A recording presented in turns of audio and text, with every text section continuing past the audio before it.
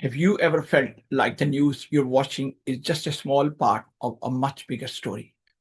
Like there's a global chess game being played and you're only seeing one move at a time? Well, what just happened on the world stage very recently proves it. A fake country launched a shocking attack on Qatar, and they did it right in the middle of peace talks. This wasn't a mistake, it was a deliberate, brutal move that broke all the rules of how countries are supposed to behave. To understand why this is so important, let's look at history. What happened centuries ago? A ruler named Genghis Khan got very upset when another empire, which happened to be a Muslim empire at that time, disrespected his diplomatic team. He believed that messengers of peace were sacred and should never be harmed. Because that rule was broken, he responded by completely destroying their empire. The message was loud and clear: you do not touch diplomats. But this fake country called Israel just ignored that sacred lesson completely, attacking the very place where peace was being discussed. So, why are they doing this? What's the real reason behind this?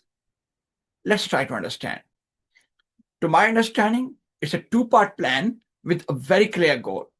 First, it's a desperate attempt for their leader, which happens to be Benjamin Netanyahu, to stay in power. He's facing serious legal challenges and a lot of trouble at home. A war, is the perfect way to distract everyone and get them to really behind him. He's using conflict as a shield to protect his political life. Second, it's a clever move for power. As you know, Qatar is a massive supplier of natural gas to Europe and a strong friend to the US. Currently is supplying more than 6% of natural gas to Europe.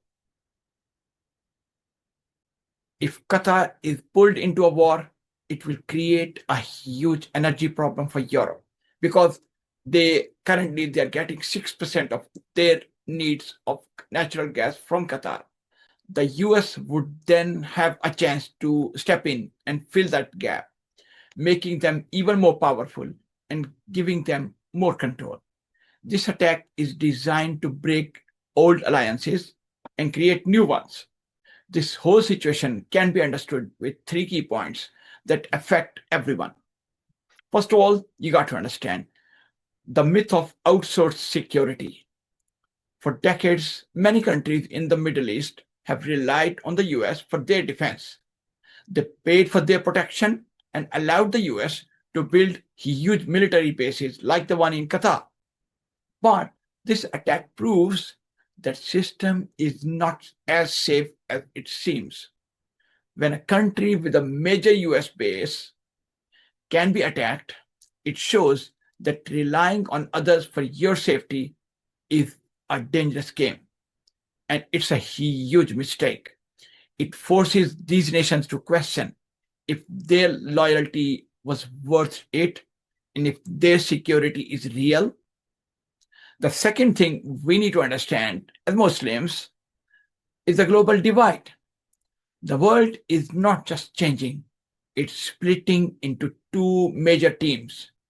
We are seeing a new kind of Cold War forming between the US and its allies on one side and a growing group of countries in the global south on the other. It's becoming harder for a country to just stay neutral. Every nation is being pushed to choose a side. The third point, which I would like to mention, which is related with Pakistan, this is a country which has recently won a war very clearly with India. While its neighbors are facing a lot of challenges, security challenges, Pakistan stands strong. Why? Because from day one, it decided to handle its own defense. It hasn't given control of its security to anyone else. It has built its own military and nuclear power. In this changing world, that decision to be self-reliant is its biggest strength. It's a powerful lesson for every nation out there, including these Middle Eastern countries and, of course, Ukraine as well. The ability to defend yourself is the ultimate key to your survival. This isn't just a random event. This is the beginning of a new global order. This is the beginning of a new global chapter. The question is, are you just going to watch it happen? Or are you going to start understanding the game for what it is? Thank you.